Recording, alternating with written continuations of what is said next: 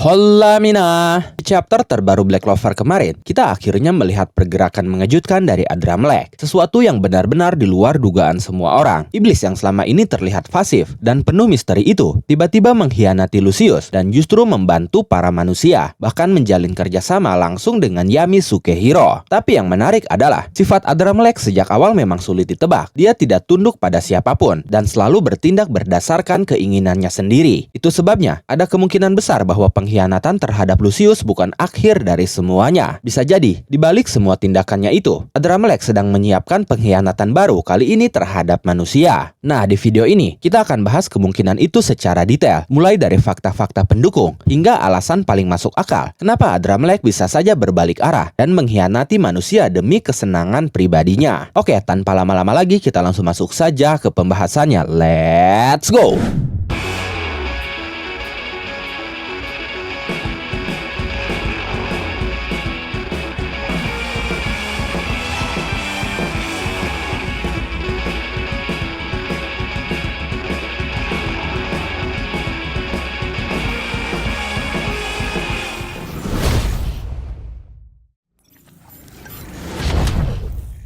Memahami motif Adrammelech sejak awal. Untuk memahami kemungkinan bahwa Adrammelech akan mengkhianati manusia, kita perlu melihat dulu bagaimana karakter ini dibangun oleh Tabata sejak awal kemunculannya. Adrammelech bukan iblis yang punya tujuan besar, bukan tipe penakluk dunia seperti Lucifero, dan bukan tipe manipulatif seperti Lucius. Dia lebih mirip seperti pengamat sadis yang menikmati kekacauan. Dia tidak memiliki tujuan jangka panjang yang jelas, dan itu membuatnya berbahaya. Di arc Kerajaan Spade, saat iblis mulai dari tingkat rendah hingga tingkat tertinggi turun ke dunia manusia, hanya Adrammelech yang tidak ikut bertarung. Bahkan dia tidak ikut melindungi Lucifero yang merupakan Raja Iblis. Dia hanya duduk di reruntuhan sambil mengamati pertarungan dengan ekspresi yang antusias. Ini memberi dua petunjuk besar. Pertama, dia tidak memiliki rasa loyalitas pada siapapun, bahkan pada Raja Iblis sekalipun. Kedua, dia hanya bergerak jika dia merasa itu menarik atau menghibur. Dengan profil karakter seperti itu, pengkhianatannya terhadap Lucius bukan kejutan, tapi justru konsisten dengan sifatnya. Yang jadi masalahnya adalah apa yang membuat kita yakin bahwa dia akan tetap berada di pihak manusia? Jawabannya tentu tidak ada. Justru karakter dengan motivasi fleksibel seperti inilah yang paling rawan berubah arah sewaktu-waktu. Banyak fakta-fakta yang mendukung hal itu. Fakta pertama, Adrammelech hanya membantu jika itu menguntungkan dirinya. Saat Adrammelech membantu Yami, bantuan itu tidak lahir dari moralitas atau belas kasih. Dia tidak pernah mengatakan ingin menyelamatkan manusia. Dia hanya berkata secara tersirat bahwa membantu Yami adalah opsi yang lebih menarik dibanding membiarkan rencana Lucius yang terjadi. Ini sangat penting karena artinya pilihan Adrammelech bukan berdasarkan ideologi, tapi berdasarkan hiburan dan situasi. Dia memberontak pada Lucius bukan demi kebaikan, tapi karena Lucius sudah tidak menarik lagi baginya, atau perjuangan dan rencana manusia justru lebih menghibur untuk diamati. Jika suatu hari manusia sudah tidak menarik atau ada peluang lain yang lebih seru bagi Adrammelech, maka pihak yang dia dukung bisa langsung berubah. Dan karena Adrammelech bukan makhluk yang punya empati, maka pengkhianatan bukan hanya mungkin, justru menjadi sangat logis dan sesuai pola. Fakta kedua, Adrammelech menyimpan informasi penting. Dalam beberapa chapter, Adrammelech selalu menunjukkan bahwa dia tahu lebih banyak dari karakter lain. Dia mengetahui masa depan Lucius, mengetahui rencananya untuk menciptakan dunia sempurna menurut versi Lucius, dan bahkan mengetahui bahwa para manusia akan menang. Jika dia mengetahui sesuatu tentang ancaman baru selain Lucius, sesuatu yang hanya bisa dia manfaatkan sendiri, atau kelemahan manusia yang dapat dia eksploitasikan, maka sangat masuk akal bagi Adrammelech untuk mengubah posisinya kapan saja. Iblis ini tidak bergerak tanpa informasi. Dia mengamati, menunggu, lalu bergerak ketika momen paling menarik sudah datang. Dan manusia hanyalah salah satu pion dalam permainannya itu. Fakta ketiga, Adrammelech tidak pernah memberikan semuanya. Ketika dia berpihak pada Yami dan manusia, Adrammelech tidak menyerahkan seluruh kekuatannya. Hal yang sama terjadi saat dia membantu Lucius. Dia tidak memberikan 100% kekuatannya. Itu menunjukkan bahwa Adrammelech tidak mau mengikat dirinya pada salah satu pihak terlalu dalam. Kenapa? Karena semakin dia terlibat, semakin sedikit opsi bagi dirinya untuk berbalik arah. Dan Adrammelech adalah iblis yang tidak bisa diam atau terikat. Dia selalu menginginkan celah untuk kabur ke arah yang paling menguntungkan dan menarik baginya. Dengan kata lain, dia ingin punya exit plan kapanpun. Dia ingin bisa mengkhianati siapapun secara instan tanpa konsekuensi. Karakter seperti ini tidak pernah cocok menjadi sekutu jangka panjang. Fakta keempat, Adrammelech menikmati kekacauan. Hal yang paling penting adalah satu sifat inti Adrammelech yang selalu menikmati menikmati penderitaan dan konflik. Ketika Lucifero sebagai rajanya hancur dan dikalahkan, dia tidak menunjukkan kesedihan atau kemarahan. Dia justru tersenyum. Ketika mengkhianati Lucius, dia pun tetap tersenyum. Bahkan terlihat sangat excited. Setiap keputusan Adramelech berdasarkan satu hal, yaitu mana opsi yang menghasilkan kekacauan paling menarik. Dan kita harus ingat, saat kemenangan manusia sudah semakin dekat, konflik akan semakin kecil. Pada titik itu, Adramelech hampir pasti berpikir, ini sangat membosankan. Bagaimana kalau aku membuatnya menjadi menarik? Dan itu sangat mungkin terjadi. Jika kita susun semua pola dan fakta tadi, alasan paling kuat Adramelech akan mengkhianati manusia adalah kesetiaan bukan konsep baginya. Dia hanya bergerak berdasarkan ketertarikan. Lalu konflik adalah sumber hiburan baginya. Jika dunia mendekati kedamaian, dia akan menghancurkannya. Lalu baginya manusia terlalu lemah untuk mengontrol dirinya yang merupakan iblis tingkat tertinggi. Karena sejauh ini, tidak ada manusia normal yang berhasil mengontrol iblis tingkat tertinggi. Bahkan Nahato yang dikenal memiliki bakat yang berkaitan dengan iblis pun tidak bisa berkutik di hadapan Lucifugus, iblis tingkat tertinggi. Jadi Yami pun tidak akan bisa mengendalikan Adramelech. Kemudian Adramelech kemungkinan tahu ancaman baru. Dia mungkin ingin memainkan ancaman itu untuk kesenangan pribadinya. Dengan kata lain, Adramelech bukan pahlawan, bukan juga anti-hero. Dia adalah variabel liar dalam ekosistem Black Clover. Dan variabel liar adalah jenis karakter yang ditakdirkan untuk mengacaukan sebuah klimaks. Dari seluruh pembahasan tadi, kemungkinan Adramelech mengkhianati manusia sangat tinggi, dan itu akan terjadi ketika manusia sudah menang melawan Lucius. Ditambah, kemungkinan itu didukung fakta-fakta kuat, seperti dia tidak punya tujuan jangka panjang, dia tidak peduli tentang moral, dia tidak loyal pada siapapun, dia hanya bertindak demi hiburan atau kepentingan sendiri, dia menyimpan informasi yang mungkin membuatnya bertindak di luar perkiraan, dan dia selalu menyisakan ruang untuk mengubah posisinya kapan saja. Jadi jika kita menarik kesimpulan bahwa ya, Adramelech sangat mungkin, bahkan sangat berpotensi untuk mengkhianati manusia setelah ini. Bukan karena dia jahat, bukan karena dia membenci manusia, tapi karena kekacauan lebih menarik daripada kedamaian. Dan selama dunia masih menarik bagi Adramelech, dia akan terus bermain di antara dua sisi, menunggu momen terbaik untuk kembali menghancurkan tatanan yang sudah manusia perjuangkan. Pertanyaan berikutnya muncul, apakah ada motif lain di balik tindakan Adramelech yang di luar nalar itu? Apakah dia melakukannya murni demi kesenangan? Atau ada sesuatu yang jauh lebih gelap yang sedang dia sembunyikan? Secara permukaan, memang benar bahwa tujuan utama Adramelech adalah mencari kesenangan, tapi tidak menutup kemungkinan bahwa dia sedang mengejar sesuatu yang berada di puncak semua kesenangan itu, yaitu puncak kegelapan baru. Ada sinyal kuat bahwa Adramelech memahami satu hal penting, yaitu kekuatan Lucius bukanlah bentuk evolusi tertinggi antara manusia dan iblis. Masih ada level yang belum tersentuh. Dengan memicu konflik baru di antara manusia maupun iblis yang belum sepenuhnya terungkap, Adramelech berusaha menciptakan kondisi yang memunculkan entitas baru yang lebih kuat dan lebih menarik dari Lucius. Tujuan akhirnya sangat sederhana. Adramelech tidak ingin menjadi penguasa. Dia hanya ingin menjadi saksi kelahiran makhluk terkuat yang pernah ada. Bagaimana menurut kalian? Jika kalian memiliki pendapat, asumsi, spekulasi, dan bahkan teori, kalian bisa tuliskan semuanya di kolom komentar. Oke, terima kasih sudah menonton video ini sampai akhir. Mohon maaf jika ada kesalahan dalam narasi maupun dalam terjemahan dan penyebutan istilah asing. Tetap nantikan konten Black Clover dan konten menarik lainnya hanya di Animangatik. Sekali lagi terima kasih dan sampai jumpa di video selanjutnya.